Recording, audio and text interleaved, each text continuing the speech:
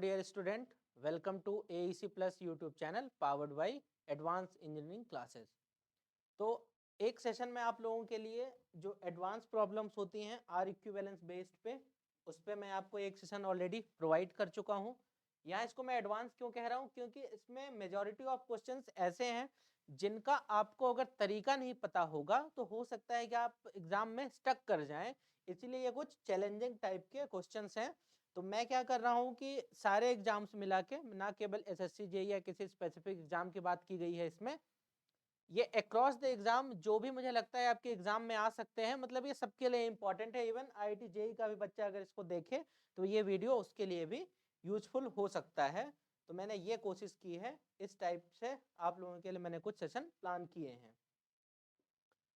उससे पहले ये देखिए हमारा भोपाल सेंटर, अगर आप ऑफलाइन क्लासेस चाहते हैं सिविल, मैकेनिकल, इलेक्ट्रिकल, किस कोर्स किस एग्जाम के लिए, एसएससी जेईई, स्टेट एई जेईई एवं उसके समकक्ष परीक्षाओं की अगर आप तैयारी करना चाहते हैं तो आप, ये रहा हमारे टीम का नंबर, वहां पे आप कॉल कर सकते हैं। हिंदी एवं अंग्रेजी दोनों माध्यम में कोर्सेस हमारे पास अवेलेबल हैं, आप ज्वाइन करके उनका लाभ उठा सकते हैं।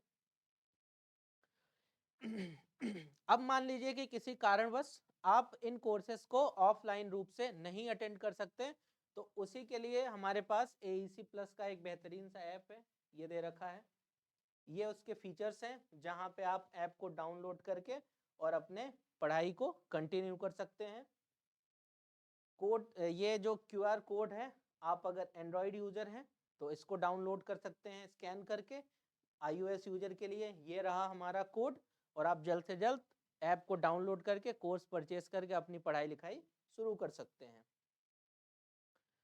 तो चलिए, आज के सीरीज का पहला सवाल, ये एक बहुत ही पॉपुलर किस्म के सवाल हैं। इनको देखिए कि इनको करने का, देखिए इसके कई सारे अप्रोच हो सकते हैं, लेकिन मैं आपको एक सिंपल सा तरीका बताऊंगा जो बेसिकली ओम्स लॉ पे बेस्ड होगा और केवीएल से सॉल्व हो जाएगा। तो देखिए, आप लोगों को ये डायग्राम विजिबल होगा, यहाँ पे ये डायग्राम आप लोगों को विजिबल होगा।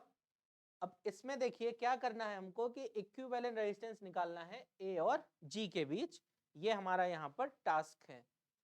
तो ध्यान से देखिए, एक काम मैं यहाँ पे क्या कर सकता हूँ, सबसे पहले कि मैं क्या करूं,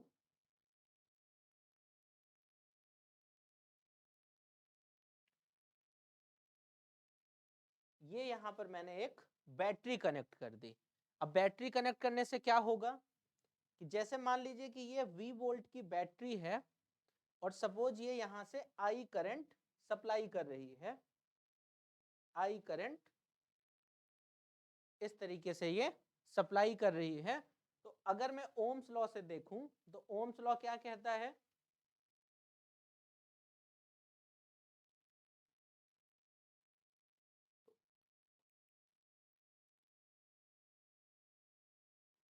ओम्स लॉ ये कहता है कि जो भी V बाई I का रेशियो होगा वही तो हो जाएगा क्या हमारा आर इक्विवेलेंट। और ध्यान रहे कि इसमें कौन से दो टर्मिनल लेने हैं, ए और जी, यानी वो डायगोनल वाला, कि एक टर्मिनल आपका यहाँ ए है तो दूसरा टर्मिनल आपका यहाँ है। यहाँ पे ऐसे भी सवाल पूछा जा सकता है, हो सकता है आपसे ए और इस बी के बीच में निकलवा ले, तो आप इसका भी ध्यान रखिएगा। तो अब देखिए, चलिए इसको स्टार्ट करने का तरीका ये है कि ध्यान से देखते जाइएगा बोर्ड पे, तो ही आपको बातें समझ में आएंगी। ये टर्मिनल को मैं भी क्लियर कर दे रहा हूं। अभी मान लीजिए यहाँ क्या हो रहा है कि आई करंट यहाँ पर आ रहा है, ये देखिए ये रहा हमारा आई करंट यहाँ पर आ रहा है। तो अब देखिए जैसे ही आई यहाँ आया, उसके पास यहाँ पर तीन ऑप्शंस हैं, आर आर आर, इन तीनों आरों में जा सकता है वो। अब देखिए अगर आई इधर से गया है तो आई इधर से लौट के भी आएगा, यानी जो जाने वाला है वो एक दिन लौट के तो आएगा ही। सिमिलर केसीएल भी यही कहता है कि अगर आई करंट बैटरी से निकला है तो आई करंट लौट के आएगा भी। तो अब जैसे ही आई यहाँ आया तो जो इस ब्रांच से जो करंट होगा उसको मैं नाम दे दे रहा हूं I/3, ठीक है, क्योंकि तीन इक्विवेलेंट ब्रांचेस हैं और तीनों ब्रांचेस में करंट क्या होगा, इक्वली डिवाइड हो जाएगा I/3। और यहां से जो एक करंट है वो भी I/3 और यहाँ से जो एक करंट है वो भी कितना I/3। अब I/3 करंट यहाँ से चला यहाँ पे पहुंचा इस वाले पॉइंट पे, ध्यान से देखिएगा इस वाले पॉइंट्स पे इसके पास जैसे दो रास्ते आए। अब आगे वाले करंट के पास यहाँ पर दो रास्ते हैं, तो एक ये, तो ये डिवाइड हो जाएगा I/6 और साथ में I/6 में यहाँ पर।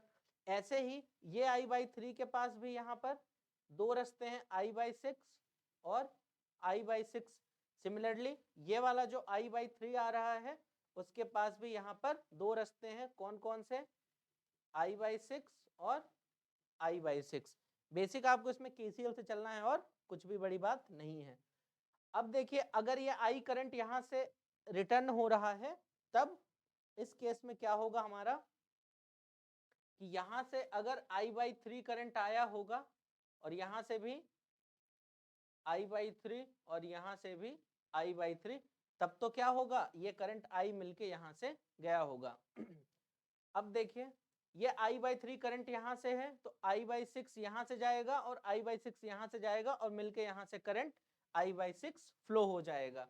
यानी कि इस ब्रांच में भी करंट I/6 फ्लो हो रहा है, इस ब्रांच में I/3 और इस वाली ब्रांच में भी I/3। अब देखिए मैं इस वाले लूप में KVL लगाता हूं, ध्यान से आप इस पाथ को ट्रैक करते जाइएगा, इस वाले पाथ को।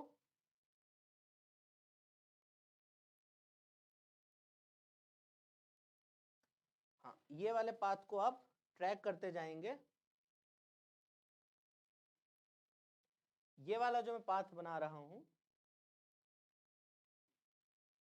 हाँ ये वाला पाथ देखिए, मैं यहां पर यहां गए और ऐसे आए। अब ध्यान रहे हमको G तक पहुंचना है, यहां गए, यहां और यहां।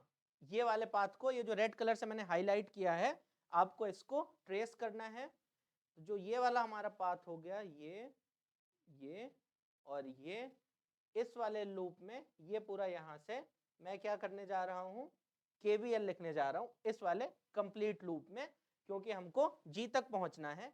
तो अब देखिए V क्या हो जाएगा, यहां से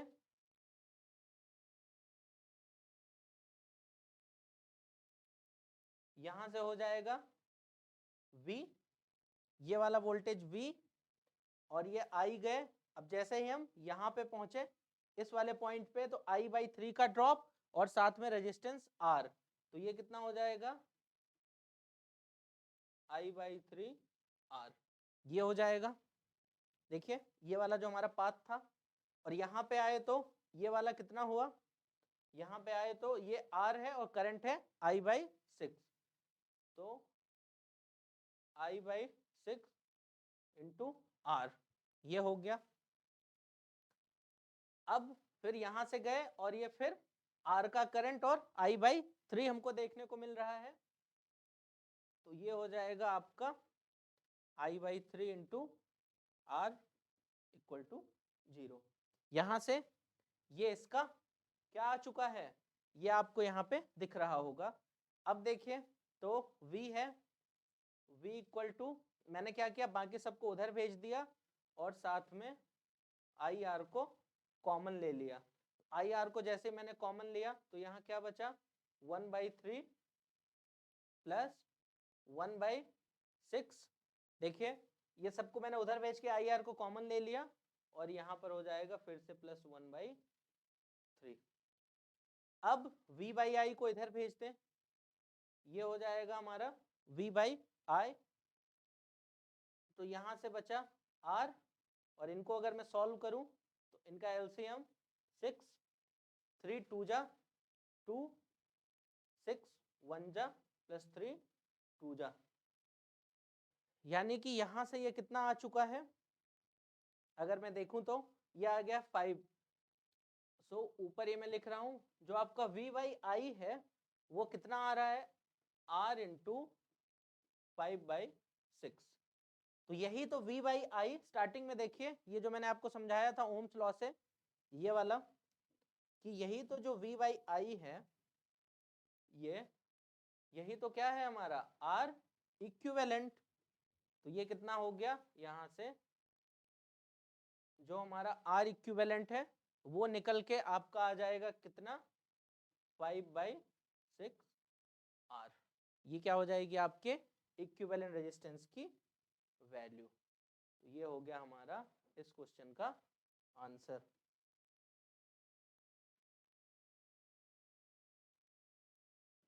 ये हो गया हमारा इस सवाल का आंसर। तो आप इसको क्या करेंगे, अपनी कॉपी में नोट कर लेंगे इस वाले सवाल के आंसर को। तो ये एक अच्छा सवाल था। इस सवाल को आप जब तक जानेंगे नहीं कि कैसे करना है, ऐसे ही मान लीजिए कि किसी को ए से बी के बीच रेजिस्टेंस निकालना है, तो वो क्या करे, चुपचाप बी के बीच बैटरी लगा दे और केवीएल लगा के V/I से अपना आंसर निकाल ले। तो ये रहा पहला सवाल आज की सीरीज का। चलिए अब बढ़ते हैं अगले सवाल की ओर। अगला सवाल क्या है, एसी वाले इसमें रेजिस्टेंस इस्तेमाल किएंगे, यानी कि ये इम्पीडेंस की बात कर रहा है और साथ में ये कि इनफाइनाइट लैडर का सवाल दे रखा है। तो देखिए यहां से इसको आप ध्यान से ऑब्जर्व करिए, इस वाले पोर्शन से ये यहां से आप इसको अगर ऑब्जर्व करेंगे तो आप ऐसा पाएंगे कि यहां के बाद ये पैटर्न रिपीट हो रहा है। ऐसा ही एक सवाल मैं आपको पहले वाले सेशन में भी करा चुका हूं, तो इसमें ज्यादा आपको डिफिकल्टी होनी नहीं चाहिए, बस थोड़ा बहुत हो सकता है कि इसमें आपकी कैलकुलेशन इन्वॉल्व हो। ये रहा इंडक्टर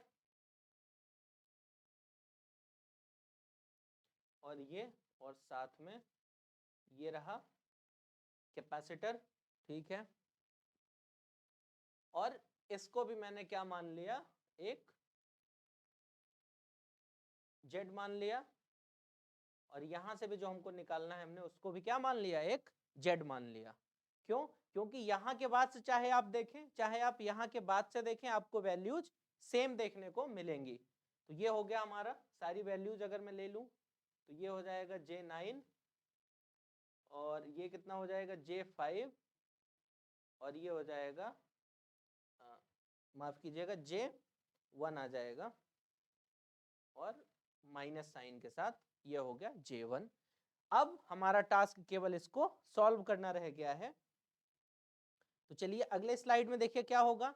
ये J5 है और ये J1 है, तो इनका इक्विवेलेंट कितना हो जाएगा, J4 हो जाएगा।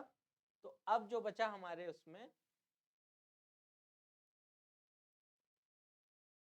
केवल एक इंडक्टर बचा और साथ में ये एक बचा है जिसका इम्पीडेंस Z है, और यहां से भी जो हम देख रहे हैं उसका भी इम्पीडेंस कितना है, Z दे रखा है। ये है J9 और ये है अब J4, ये हमको यहाँ पर आ गया। अब देखिए ये जो Z होगा ये क्या है, इस J9 के साथ सीरीज में Z और J4 का पैरेलल कॉम्बिनेशन, यानी कि J पैरेलल कितना हो जाएगा, ये J पैरेलल हो जाएगा, सॉरी Z पैरेलल हो जाएगा J4 के, ये आपका हो जाएगा। अब इसको चलिए सिंप्लीफाई करते हैं। तो Z इक्वल टू J9 को आप यहीं रहने दीजिए, अभी इनका पैरेलल कॉम्बिनेशन J4 और ये कितना हो जाएगा Z प्लस J4, ये हो गया। अब इसको उधर भेज दीजिए, Z माइनस J9 ये इंटू ये इधर आ जाएगा Z प्लस J4 और साथ में ये आपका क्या लिखा रहेगा, Z J4 इक्वल टू 0, ये आपका लिखा रहेगा। अब चलिए इसको मल्टीप्लाई करते हैं। इसको क्या कर सकते हैं हम,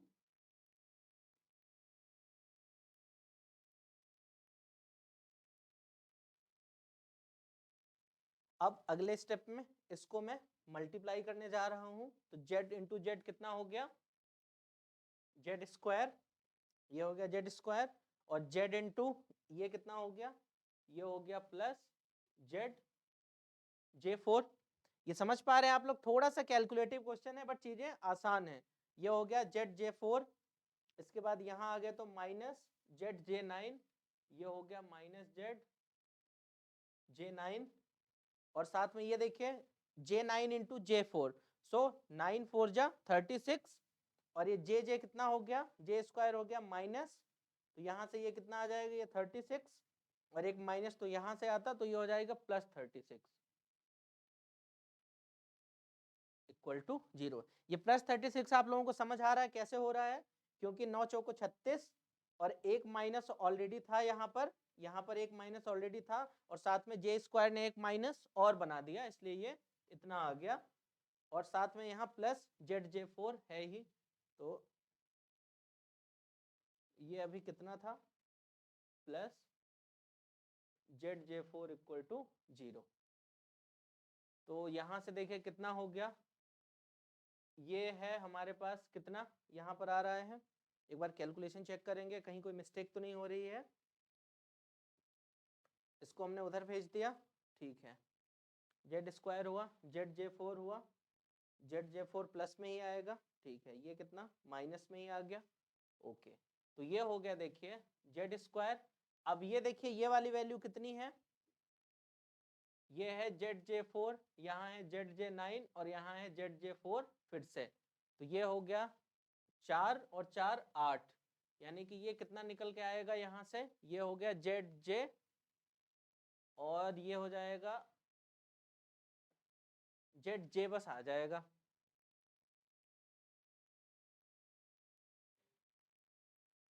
ZJ4 और साथ में ये ZJ9, तो ये कितना हो जाएगा Z, यहाँ कोई मुझे लग रहा है कैलकुलेशन मिस्टेक हो गई है, एक बार चेक करते हैं फिर से, ध्यान दीजिएगा एक बार, यहाँ पे J5 था और ये यहाँ पे ठीक है, ये इतना था -Z1, तो इसके बाद हमने इसको ZJ4 ले लिया और यहाँ पर 9 ही था, कोई दिक्कत नहीं। अब ये इसको मैंने पैरेलल में लिया तो J9 प्लस ZJ4, ठीक है, ये हो गया ZJ4 upon Z plus J4, यहाँ से इसको हमने इधर भेज दिया तो ये हो गया Z minus J9 into this, ठीक है, ये हुआ Z², तो इसको हमने किया Z² Z इंटू J4, तो ये Z इंटू J4, अब देखिए ये माइनस, ये हो गया माइनस ZJ9, ठीक है, माइनस ZJ9 हो गया, और साथ में इनका कितना हो गया +36।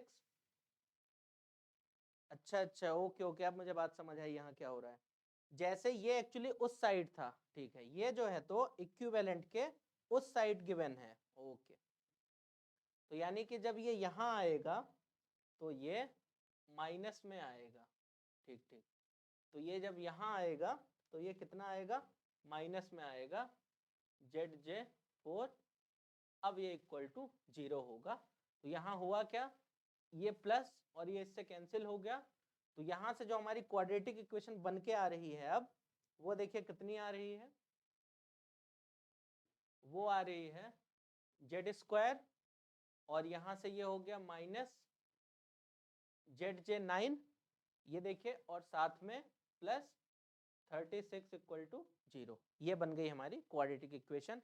अब आप इसको चाहें तो वो फैक्टराइज कर सकते हैं श्रीधराचार्य जी वाला फॉर्मूला लगा के, या आप सिंपल इसमें ये अप्रोच अपना सकते हैं कि Z² और ये है, तो मैंने इसको ले लिया ZJ और प्लस 3ZJ और प्लस 36 इक्वल टू 0, ये देखिए कैसा 12 यहाँ 36 और ये साथ में ये इसका 9 भी आ रहा है, ठीक है। अब यहाँ से मैं क्या कर सकता हूँ, Z को कॉमन ले लिया मैंने, ये क्वाड्रेटिक बन गई है, मैं इसको अलग से यहाँ पे मेंशन कर देता हूँ कि ये जो बनी है हमारी, ये जो बनी है हमारी, ये क्या है, ये एक बन चुकी है क्वाड्रेटिक, ये एक क्वाड्रेटिक बन चुकी है, अब ये उसी का सॉल्यूशन है, यहाँ Z कॉमन हो गया तो ये बन गया ये Z माइनस J12 और साथ में प्लस यहाँ मैंने क्या किया 3J को कॉमन ले लिया, तो 3J को कॉमन लिया तो यहाँ बना Z और ये बन जाएगा कितना, अब ये J इससे डिवाइड होगा तो माइनस साइन आ जाएगा, यहाँ पर देखिए ये है 36 और 36 डिवाइड बाई अगर 3 होगा 3J, तो ये हो जाएगा -12J इक्वल टू 0। अब यहाँ से ये J12 हो गया और यहाँ से ये हो गया Z plus J 3 equal to 0। अब इस कंडीशन में इसके दो सॉल्यूशन आ चुके हैं हमारे पास। जो एक रूट आ चुका है वो आ चुका है J12 ओम और दूसरा आ चुका है -J3 ओम। तो अब ध्यान से देखिए अपने सर्किट को कि सर्किट यहां पर हमारा कैसा बन रहा है। जो सर्किट है यहां पे देखिए, बल्कि यहां केवल इंडक्टिव एलिमेंट है। तो जब अपने पास केवल इंडक्टिव एलिमेंट है तो रिएक्टेंस की वैल्यू नेगेटिव कैसे आ सकती है। तो इसको अपन क्या करेंगे, इसको नेग्लेक्ट कर देंगे। और क्यों नेग्लेक्ट करेंगे, नेग्लेक्ट इसलिए करेंगे सर्किट जो है हमारी वो कैसी है, सर्किट हमारी है यहाँ पर पूरी तरह से इंडक्टिव। इसलिए इस सवाल का जो करेक्ट आंसर होगा वो हो जाएगा Z इक्वल टू, ये इसका हो जाएगा करेक्ट आंसर। ये इस सवाल का करेक्ट आंसर देखने को मिलेगा आप लोगों को। तो यहां से इसका मैं आंसर यहां डायरेक्टली लिख देता हूं, कितना आ रहा है। तो ये ध्यान रखिएगा, ये एक अच्छा सवाल था और एग्जाम में ये कभी ना कभी आपको देखने को मिला होगा या आगे चल के मिलने वाला है। चलिए अब आते हैं, अब देखिए ये क्या है हमारा। अगले सवाल से पहले इसके बारे में जरा बात कर लेते हैं। ये अभ्यास बैच है, स्पेशली केवल किसके लिए बनाया गया है, मेंस के लिए बनाया गया है। जहां पे जो हमारा मेन फोकस है वो मेन फोकस ही हमारा है आंसर। मेन जो इसमें फोकस है हमारा वो है आंसर राइटिंग पर। उसके लिए एक सिविल, इलेक्ट्रिकल, मैकेनिकल तीनों ब्रांचेस में कोर्सेस अवेलेबल हैं हमारे पास, तो जिसको आप अवेल कर सकते हैं। साथ में इसमें अगर आप लेते हैं तो आपको देखने को मिलेगी फ्री में टेस्ट सीरीज, जहां पे आप 10 मॉक टेस्ट के साथ अपनी तैयारी को इनहेंस कर सकते हैं AEC प्लस के साथ। चलिए दो सवाल देखने के बाद तीसरे सवाल पे आते हैं। क्या गिवन है हमको यहाँ पर, हमको यहाँ पर दे रखा है कि एक अपने पास यहाँ पे देखिए एक कुछ अजीबोगरीब सा आपको कॉम्बिनेशन देखने को मिल रहा होगा। आपको इस AB के अक्रॉस इसका इक्विवेलेंट निकालना है। तो देखिए सबसे पहला काम क्या करेंगे कि इस वाले डेल्टा को स्टार में कन्वर्ट कर देंगे। ये जो छोटा वाला डेल्टा दिख रहा है, कौन सा वाला, ये वाला, ये जो डेल्टा दिख रहा है इसको हम किस में कन्वर्ट कर देंगे, स्टार में कन्वर्ट कर देंगे। तो जैसे ही ये 1 1 के हैं और स्टार में जाएगा तो क्या होता है, ये देखिए जो आपका अभी हम डेल्टा से स्टार में जा रहे हैं तो ये कितना हो जाएगा, जो डेल्टा में था उसका डिवाइडेड बाई 3 हो जाएगा यहां से। तो यानी कि ये 1/3 के रेजिस्टेंसेस बन जाएंगे।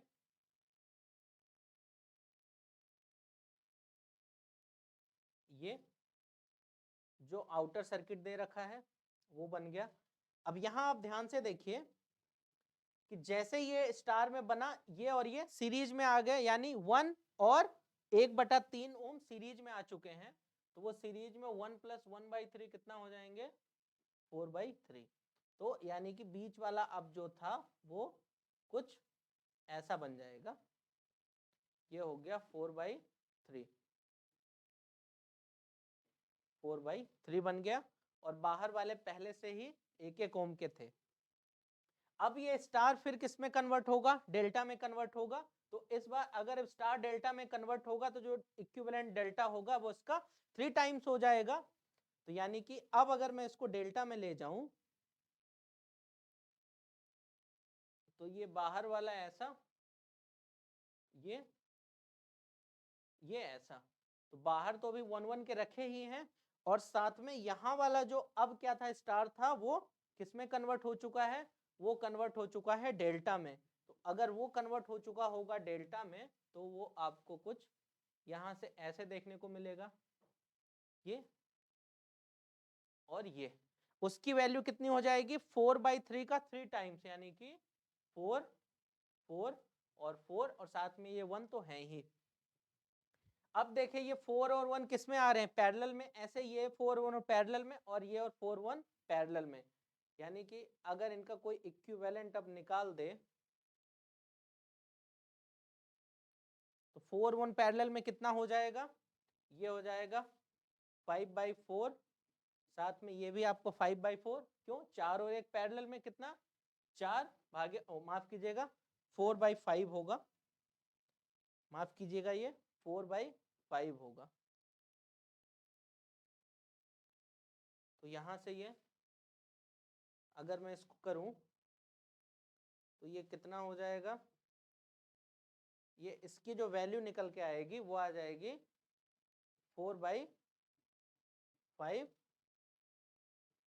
अब हमको इसके अक्रॉस निकालना है इन दो पॉइंट्स के, तो क्या कर सकते हैं हम, अगर हमको इन दो पॉइंट्स के अक्रॉस वैल्यू को निकालना है तो ये 4/5 और 4/5 तो हो गए सीरीज में, ठीक है।